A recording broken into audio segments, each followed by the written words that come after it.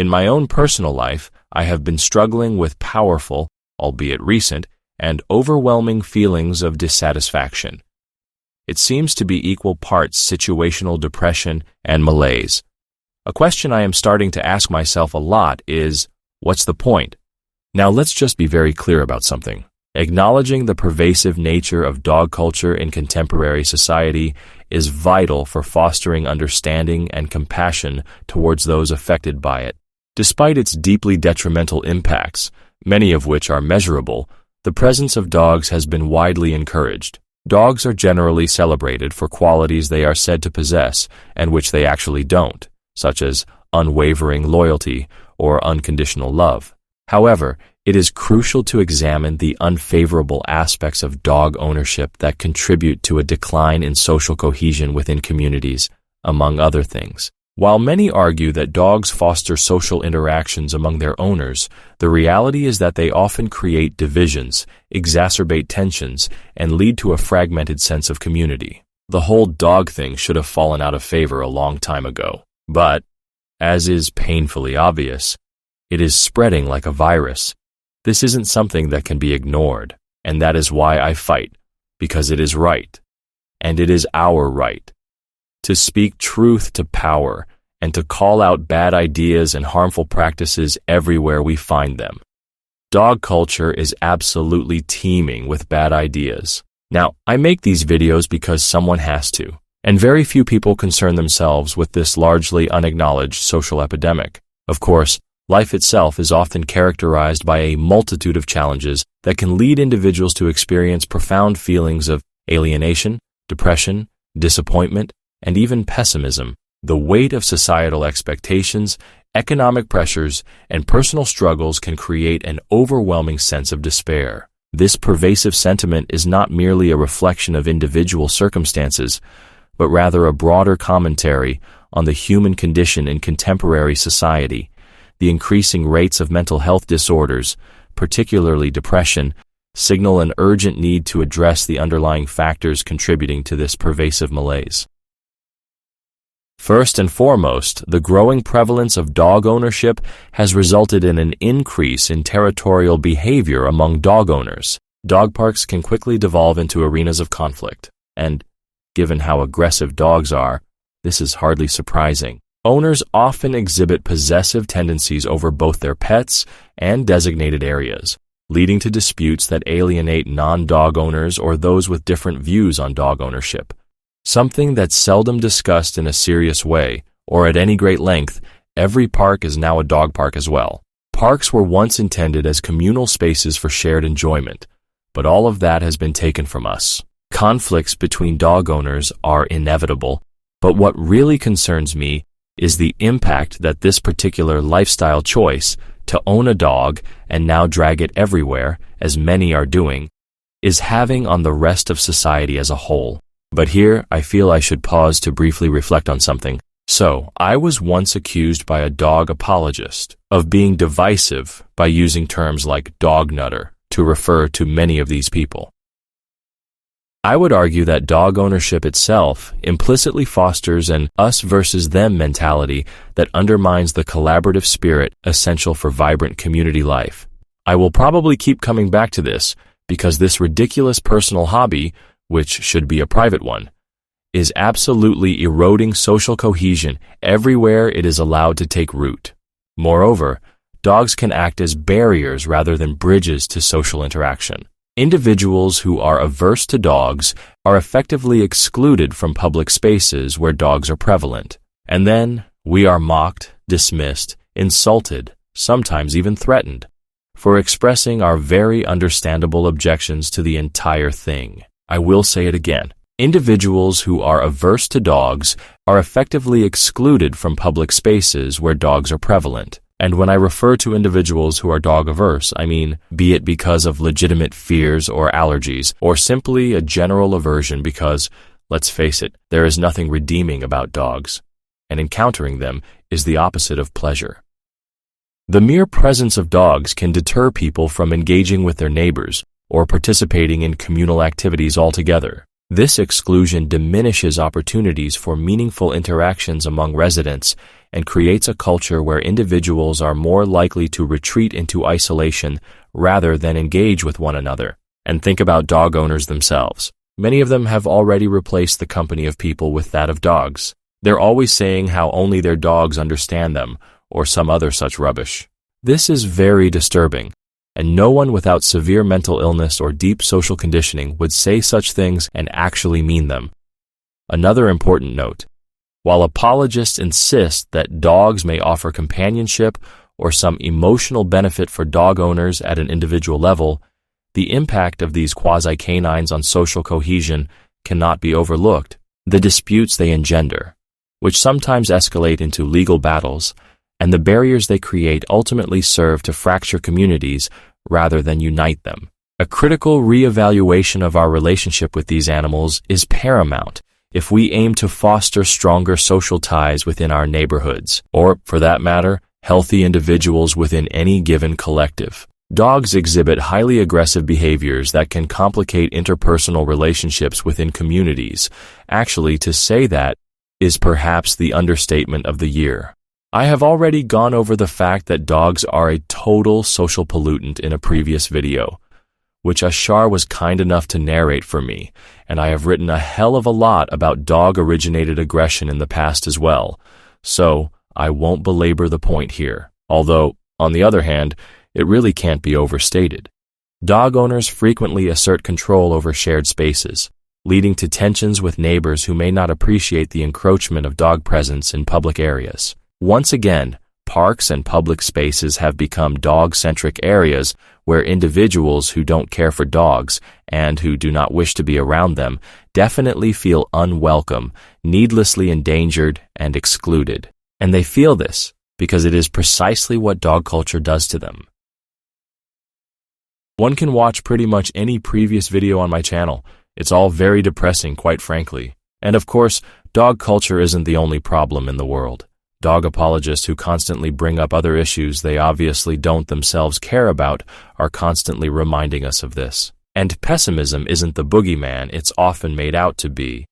Here, I mean as a philosophy, not in the dismissive way it is often presented by those who can't perceive flaws in the world unless those flaws personally affect them. The assertion that life is very depressing resonates with a significant portion of the global population. Various studies indicate that mental health issues, such as depression and anxiety, have reached alarming levels, affecting millions worldwide. Factors contributing to this pervasive sense of despair include social isolation, economic instability, and the relentless pace of modern life. As we navigate an increasingly complex world, it becomes essential to acknowledge these challenges rather than dismiss them as fleeting emotions. Beyond that, it is important to honestly address the underlying causes. In the same general way, it is vital for the world as a whole to reassess dog culture and the entire practice of modern dog keeping. It is my contention that it has long outlived any usefulness it may have had, and is far more trouble than it is worth now. So I don't want to hear bullshit appeals to tradition or appeals to common practice from dog nutters. Such comments will be corrected on the spot, and if those who espouse such do not acknowledge their fallacious thinking, they may be hidden from the channel after that. Frankly, I have had it. Remember how earlier I said that dog-averse individuals are excluded from public spaces? Well, we are. But we are not just excluded. We have been driven out. It is like a war being waged on us, and dogs are the weapon of choice. But something that honestly really bothered me before is the amount of contemptible cretins who actually heard about all my terrible dog encounters and still found a way to say that dogs are awesome, or to insult or dismiss me, and somehow completely miss the point about how awful dogs are for causing so many problems. Because again, at least 3 of these incidents are ones where I could very well have died painfully, had circumstances been only slightly different.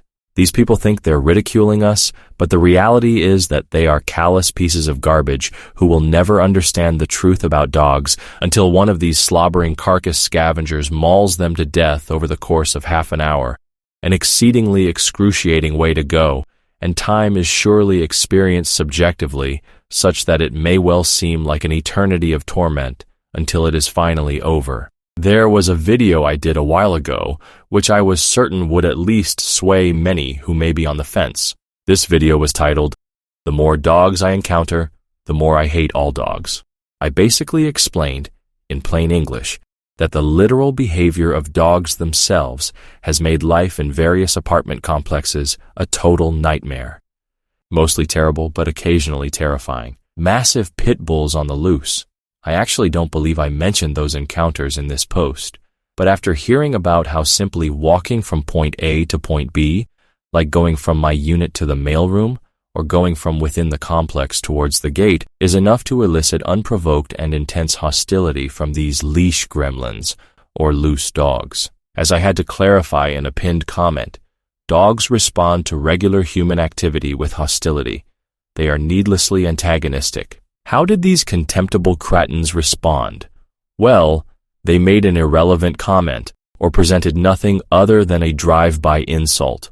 Or they called my video dumb without elaborating on what supposedly makes it dumb. Or they actually blamed me for getting attacked despite the fact that I clearly described unprovoked mutant aggression from these vermin. One of these people even made a comment that makes it seem like they expect others to enjoy being attacked by brainless vermin just for walking peacefully from point A to point B while minding their own business. And of course, these people, if they can even be called that, have no empathy, or at least no human-centered empathy. They're either capable of experiencing such for certain animals, and perhaps a very select amount of people who are close to them, or they are only able to feel it towards dogs, or only their dog. It is so weird. Now, I understand that these people may not be motivated to care about how their actions or their lifestyle choices impact others, but I fail to see how they wouldn't understand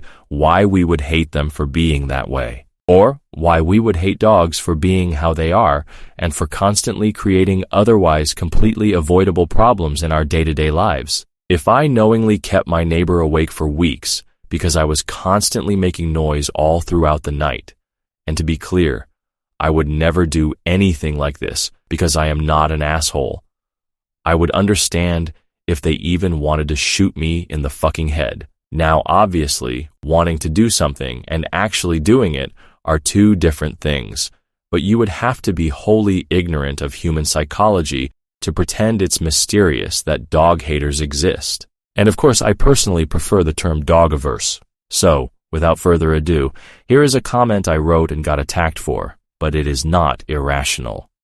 Earlier in a community post, I said the following: Harmful Opinions fans are absolutely incorrigible. They, just like this sociopathic clown, think everything is a joke.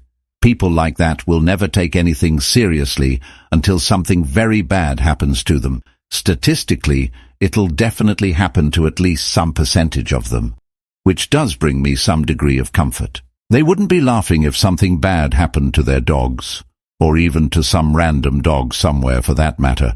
That much is certain.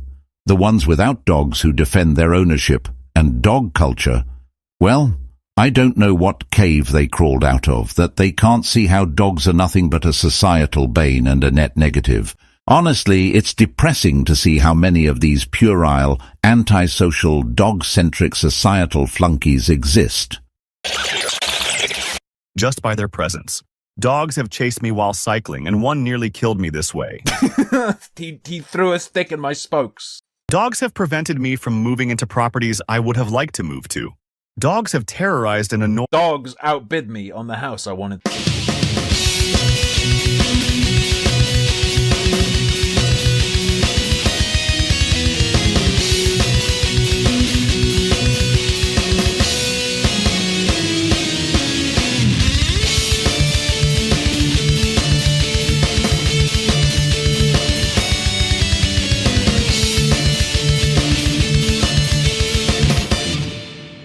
Perhaps the most annoying non-response, which I do get from time to time, is this ridiculous lie about how I have no experience with dogs. Surely, no one with a functioning brain could honestly believe that, given how absolutely infested the world is with dogs, that there is anyone around today who has never seen a dog somewhere or run into one. And these morons even claim that dogs are wonderful or amazing. Funnily enough, however, they can never seem to elaborate on the how, why, or the what. As in, how exactly are dogs wonderful? What's amazing about them? And on and on. You often find yourself explaining how basic reality works to these trolls and troglodytes. It is exhausting. Anyway, there is no truth to this ridiculous and baseless claim that we have no experience with dogs. You don't have to like dogs to understand them, and you don't have to be around them very long to know what they are like and why it is a good idea to avoid them. Apart from that, many of us have encountered dogs for extended periods in other people's houses. Some of us in this community have lived with them before, either as children or perhaps because a significant other had one and brought it over or something. Some so-called dog haters are even former dog owners, so yes, we do have experience with these things. Furthermore, I encounter these vermin all the time, and I know what they are like. Seriously, people's dogs have made my life in several apartment complexes hell, and it is an objective fact that living there would be so much more peaceful without all the barking, off-leash vermin, and all the leash gremlins that randomly menace people just walking to their mailboxes. These critters also occasionally try to attack or fight other dogs, or bark their stupid heads off simply because there's another dog somewhere nearby. Not to mention, there is dog bacteria and urine in all the grass at these complexes. What exactly is wonderful about something that pollutes and menaces the general public? One of these apartments is actually supposed to be a luxury apartment, but with all the dogs, it feels like anything but this. Still smells like dog crap right after it rains. Those pricks won't pick it up when there's snow on the ground. So many ways that habit is imposed on us now. Some will never pick it up, even if knee deep in it. Figurative love crap, literal piles of shit. Everything's a blind side. They continue to spin the truth to suit their aims. It's to make our lives hell. It's still their actions, not our reactions to their positions. That's the problem. It sounds like demon noises every time a dog barks. No justice or peace, and like rain from the sky, most accept their filthy habit like it's okay. But why? They know what they should do, but we can't tell by their actions and our reactions to their leash goblins are not the problem. It looks like a hellscape with dogs everywhere. These jerks bring them to work now. It's a kennel and there. So many ways these habits are imposed, it's unfair. And airplanes a fair game for these lunatics too. So many ways these pests are imposed on us through all their actions and our reactions are not the problem. It's still their actions and not our reactions to what they do in the first place.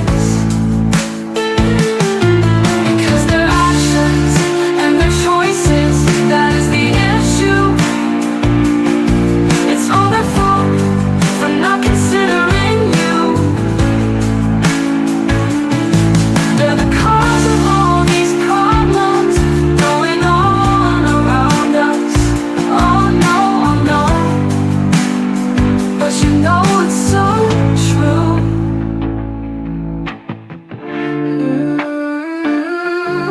Oh no, no. But you know it's so true.